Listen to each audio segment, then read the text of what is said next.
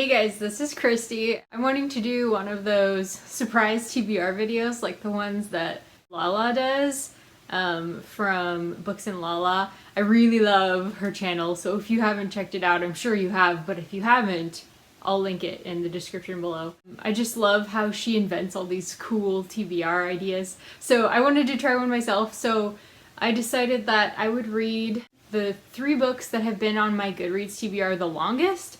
And I don't know anything about what they are. I don't know what I was reading way back when I started my Goodreads account. I don't even know when I started it. I think I was a teenager, or maybe it was a few years after that. Maybe I was like 18 or 19.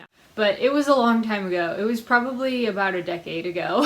So no idea. I have gone in the past and like deleted some of the ones that I added back then. Like I know there were some classics that I had on there that I deleted a few years ago, but I really don't know. So we're just gonna have to see what's there, and I'm totally excited to try this. I pulled up my TBR on Goodreads, and you can see right now what I have on there. And I think if I just click these 2 arrows right here, it'll flip it around to the ones that have been there the longest, because it's sorted by date updated. So here we go. I'm gonna press it. You guys see it before I do. A Tale of Two Cities by Charles Dickens.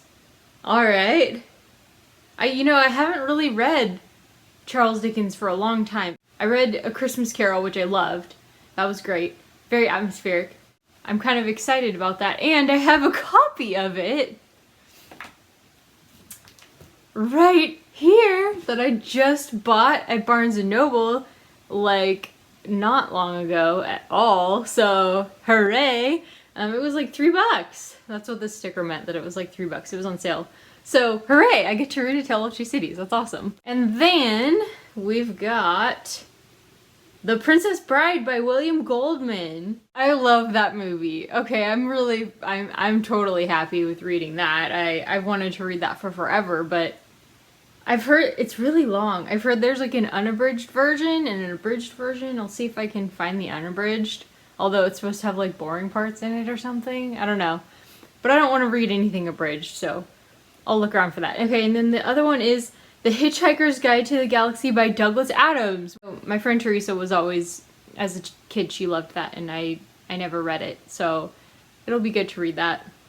It's supposed to be really funny. I sometimes don't like what other people think is funny. I don't know if my sense of humor is broken or what, but we'll have to see. Hopefully it's funny. Alright, I'm gonna go ahead and try and get copies of all the 2 that I don't have, and I'll update you with that. And tonight I'll probably start A Tale of Two Cities. So exciting!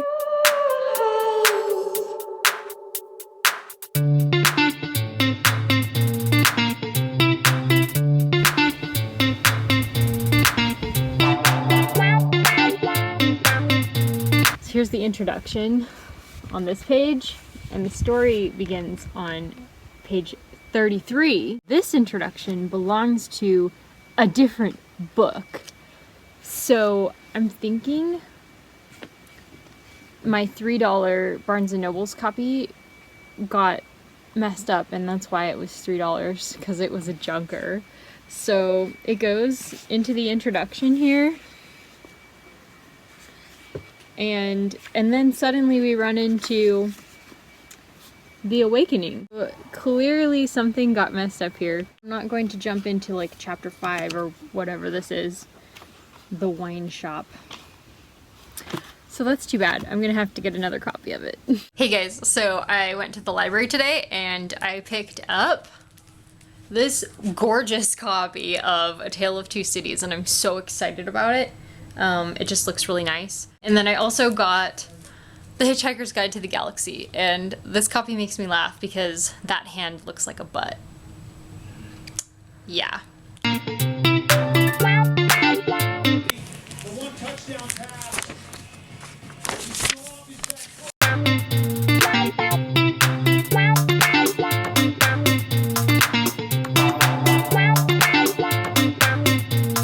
Yesterday at the library I picked up a copy of The Princess Bride that I had ordered Before I got a chance to even tell you guys about it, I was reading it. You can see I already have some markings, and I can't believe how funny it is. I'm about a third of the way through The Hitchhiker's Guide of the Galaxy, which is also really funny. So both of these are so hilarious. I'm really enjoying these. These are great, like, bedtime reads. That's when I picked up The Princess Bride.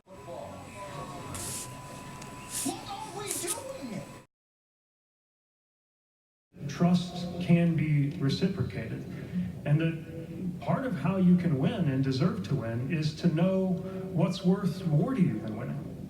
And I think that's what we need in the presidency right now. We have to know what we are about, and this election is not about any of us up here. It is not about this president, even though it's hard to talk of anything else some days. It's about the people who trust us with their lives. Hey guys, we just had a politics party at our house to watch the Democratic debates with some Republican friends and some Democrat friends, and it was really, really fun. There was some really good discussion between the two sides. We enjoyed talking about the candidates and all their ideas, so that was a really fun time, and I wish I had gotten some shots of the foods and our friends for you guys. That would have been smart, but now it is like 8:45 or so, and I don't have anything else that I need to do tonight, so I'm gonna sit down with The Hitchhiker's Guide, see how much I can get read.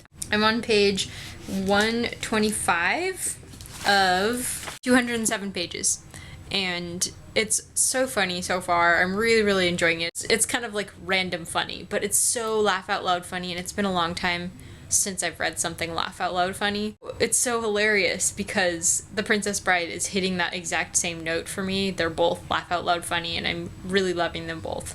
So this is turning out to be a great challenge so far.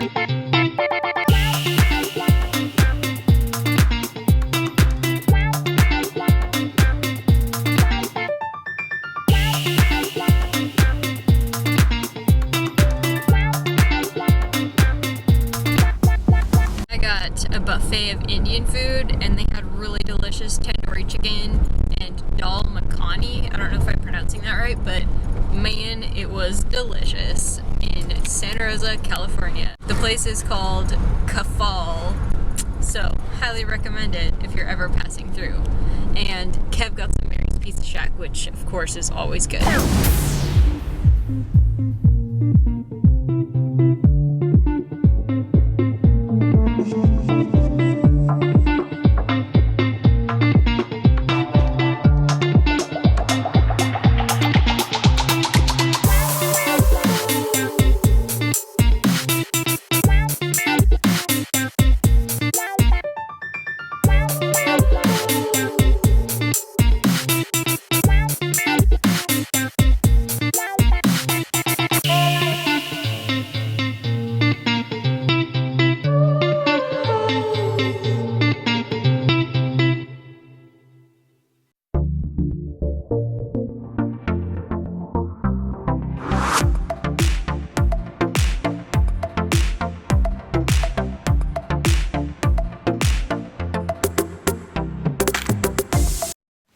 Great first line. Hey guys, so tell me if you've done this before so I feel less stupid, but I was getting all ready to film this book mail thing for you guys. My camera was like, oh, your memory card's full, so I was like, that's cool, I'll just use my iPad. And I pulled out my iPad and forgot to press record and proceeded to go through my book mail and explain the book to you. So you don't get to see any of that because I wasn't recording. Anyways, now I can at least show you the book. The Occupation of Iraq by Ali A. Alawi.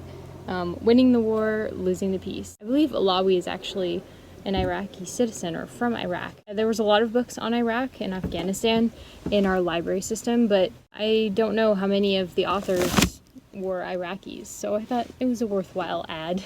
I just read Deployment, which is by an American Marine veteran, and I absolutely loved the collection of short stories. It was fantastic. I don't know anything about the wars, about Iraq or Afghanistan, and I just thought I should learn a little bit more about it. And I found it because I looked on 5 books, I think the website is called. I'll put it in the description.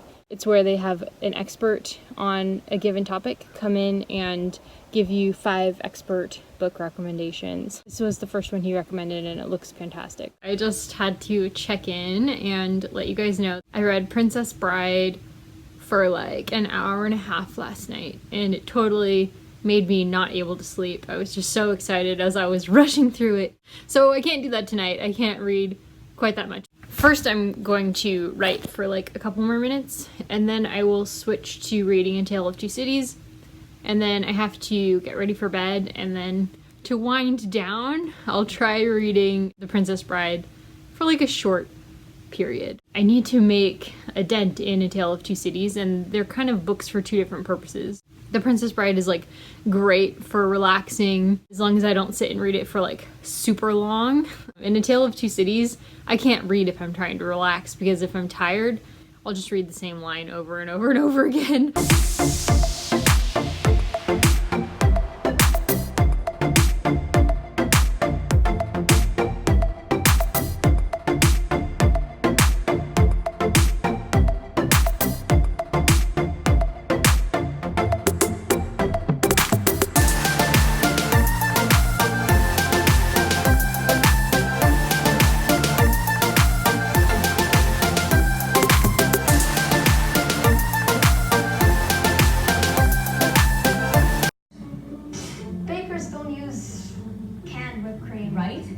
Hey guys, we're having another regular midnight tryst.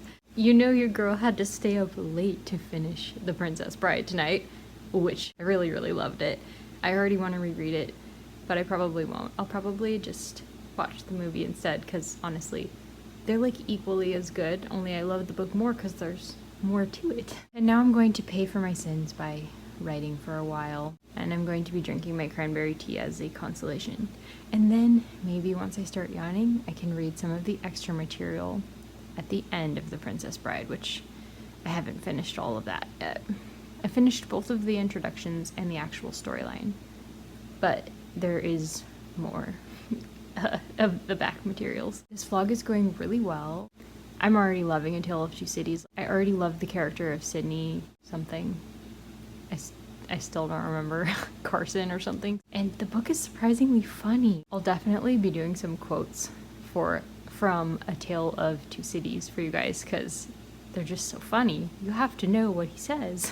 Hello there! It's been a few days since I updated you guys. It turns out that the end material of The Princess Bride is almost like a sequel little story, and I'm almost done with that. I've got like 3 pages left. I know it's ridiculous to stop reading when you're 3 pages away from finishing, but then there's like a reader's guide after that, and I just figure I'll probably read that too. This little secondary part, Buttercup's baby, it's like not necessary at all. I'm not really enjoying it, but I'm just gonna finish it. I really loved the story though. The whole story was amazing, and I know I still haven't given you guys like a full review yet. I will do that along with Hitchhiker's Guide to the Galaxy. I feel like so far this is my favorite thing that I have read by him. I liked The Christmas Carol. The other book that I read from him, I wasn't like, actually I've read 2 other books. I've read Oliver Twist and Great Expectations. And you know, I just didn't love either of them. I just thought they were like, I hate to use the word melodrama, but they felt kind of melodramatic. This one though, I'm really into it. I don't know, I'm not exactly sure what the difference is, but I'll just have to keep reading and hopefully be able to tell you guys by the end why I'm liking this one more. I'm also listening to it on audiobook, which I did for Oliver Twist as well. But when I do sit down and read it, it's similar to Midnight's Children in that every word is there for a purpose. I am enjoying that. I'm enjoying the descriptions. He's quite witty. Let me see how far I am. There's this great scene in the wine shop when the madam and mister of the wine shop, they're like trying to discourage this spy from asking questions, and it's really funny. I was shocked when suddenly there's like a marriage that's going to happen, and I was just shocked. It just seemed to come totally out of the blue for me. There was no dwelling on the thoughts of one half of the marital pair. It just was like suddenly happening, and I have a feeling that this is going to be like a Jane Eyre type marriage scene, where the first time when Jane Eyre tries to get married. That's just my feeling. I'm not there yet. I'm listening to that part I'm about to go on my walk and I'm about to listen to their wedding scene. So that's what I'm expecting. We'll see. So I'm in chapter 18, which is page 188 out of 372 pages. That's almost halfway. I'm almost halfway through. I'm actually quite surprised and pleased with that. That's my update for now. I'm gonna go walk. Voila! I'm probably gonna be writing for the rest of the day. That's what I did some of this morning. We're planning so much downtime this weekend. I'm getting the Let's Go Pikachu game for our Switch from the library just to try it out. And we have dinner with Kevin's parents and his aunt and grandma on Saturday, as well as that's our shopping day for food. It's like our date night for the last 3 years when I've been really sick. For the first year, I couldn't even go to Safeway. It was like, I couldn't do that. I couldn't walk. But for the last 2 years or so, that's been our fun of the week, going shopping together. Off to my walk.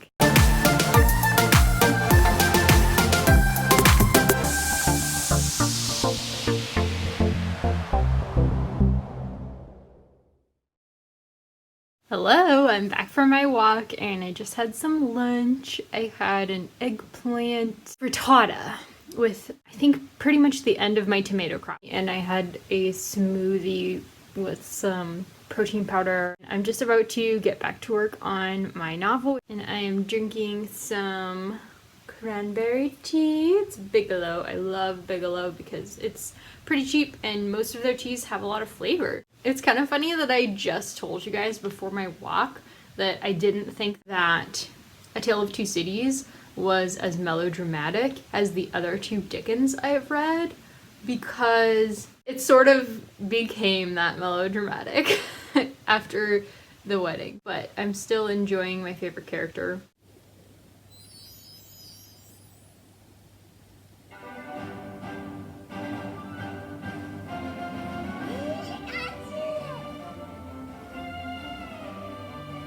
Hey guys! Whoa, books everywhere. So I just finished my notes on The Hitchhiker's Guide to the Galaxy and I figured I should finally give you guys a little review of it. So this was really funny. I was worried that the humor wouldn't appeal to me, but it totally did. I was laughing out loud like the whole time I was reading this. It was really clever. It had a lot of like allusions to Western religion and a lot of just really hilarious science, nerdy jokes, geeky jokes, stuff like that. I probably won't continue on in the series. There is a series, but I really enjoyed this a lot more than I was expecting to. It's about a human named Arthur Dent and his friend, Ford Prefect, hitchhiking through the universe after Earth is destroyed, and they meet a ton of other hitchhikers traveling through the universe. There was a hilarious character named Slarty Bartfast later in the book. He was my favorite, and his job was my favorite thing ever. I thought that was really, really hilarious. Obviously, with the planet sticking his tongue out at you, you kind of expect the book to be funny, and it definitely lived up to that. I was really confused about the ending of the story. The plot is really strange, and the ending just seemed really abrupt until I looked up online, and the last 8 words of the book is actually the title of the second book in the series, which was like, okay, now I get it. I get it why he ended it like that. It's one of his weird random transitions, and he was just transitioning into a series. So he does there's like a lot of random humor and random transitions in this book. If that sounds like something you'd enjoy, then I say check it out. Sorry about the lighting, but I wanted to just tell you briefly about The Princess Bride, which I did end up really enjoying. So funny. It was everything that I hoped it would be, and it's clearly this is the source material for the movie. Like, there's no doubt they're equally as good. There's just a little bit more in the book.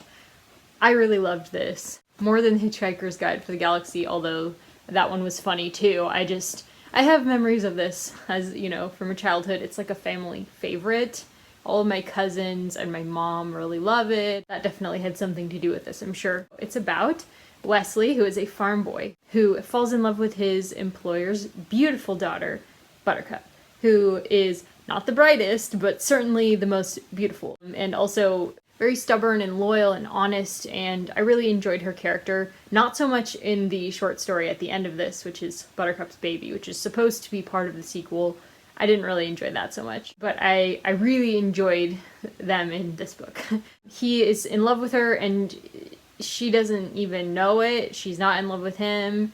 That's how the story starts. So he has a lot of hurdles to overcome to get with her. He can't just marry her, even if she does love him. He has to go make his fortune. And so they end up running all over this imaginary country of Florin, which is supposedly real if you believe the story frame of the book. They have to run through a deadly fire swamp and deal with some hitmen who are really hilarious and just all kinds of trouble, and it's hilarious. I love how Goldman roasts so many classic fantasy themes, particularly the rhymes in poetry, which is common in a lot of fantasy. Let me read you one. Fezzik's in trouble, bubble, bubble. His brain is just not in the pink. His mind is rubble, rub-a-dub-double, because everyone needs him to think. Fezzik doesn't like to think. So, fun fact, I totally believed the whole unabridged version story of this. I don't know if you've heard this mythology about the story frame of this book, but it's supposedly based on this true story by S. Morgenstern. S. Morgenstern's classic tale of true love and high adventure. And supposedly that's for real. You know, in the introductory materials of every version, Goldman talks about how it's a true story and Florin is a real country, and he and Stephen King were competing to write the sequel, and you know, all this stuff. He has this whole mythology built up around it, which is kind of funny. I totally believed it before I read those things. I had just heard that there was an unabridged version out there, and some weirdo had just, you know, abridged it into the good parts version, and so I was looking high and low for the unabridged version for this video, and finally I just had to settle with this because I couldn't afford to buy it.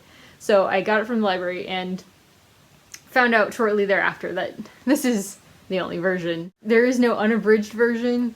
I didn't think it was true. Like, I didn't think the events of it were true, but I really believe that there was an unabridged version out there just waiting to be found. And of course I would read the unabridged version. I wouldn't read an abridged version, no way. I don't actually recommend reading all of the introductions or the end material, Buttercup's Baby. It's the introduction to the 30th anniversary edition. That one was pretty good. I think that gives you all the information you need to know. All the other extra material I thought was kind of superfluous and silly, and I just didn't need it. But I really did love the first introduction because it kind of led me through that process of, oh, there is no unabridged version. Recommended if you like the movie. If you like the movie, I think you'll like this. I really think you will. And if you like comedic fantasy, all of their adventures are very comedic, and I was laughing a lot while I was reading this. Hey guys, so I just finished A Tale of Two Cities by Charles Dickens, and if you can't tell, I've been crying.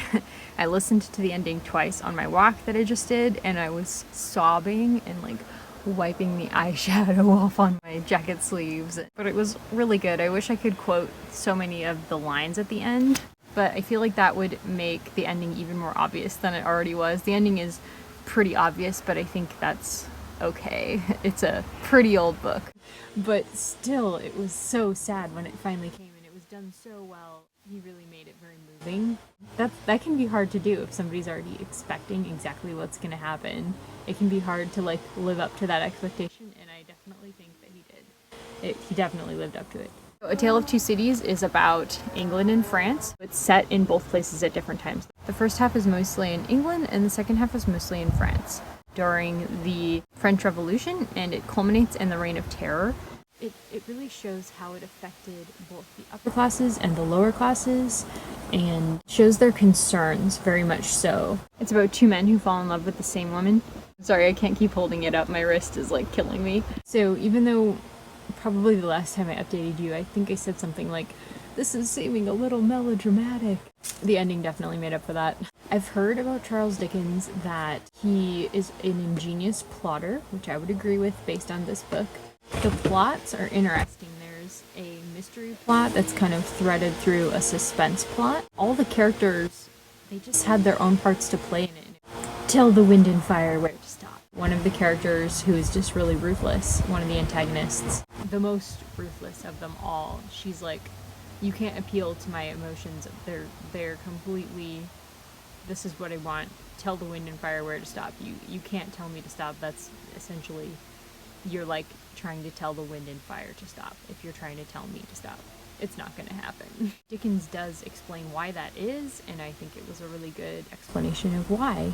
And the descriptions of everything made me laugh so much. His descriptions are hysterically funny. There's this scene that's set in court, and the lawyer is going on and on and on, trying to bolster the credibility of his witness, who doesn't really have any credibility, but he says, this is Dickens like summarizing what he's saying, that if statues were decreed in Britain, as in ancient Greece and Rome, to public benefactors, this shining citizen would assuredly have had one.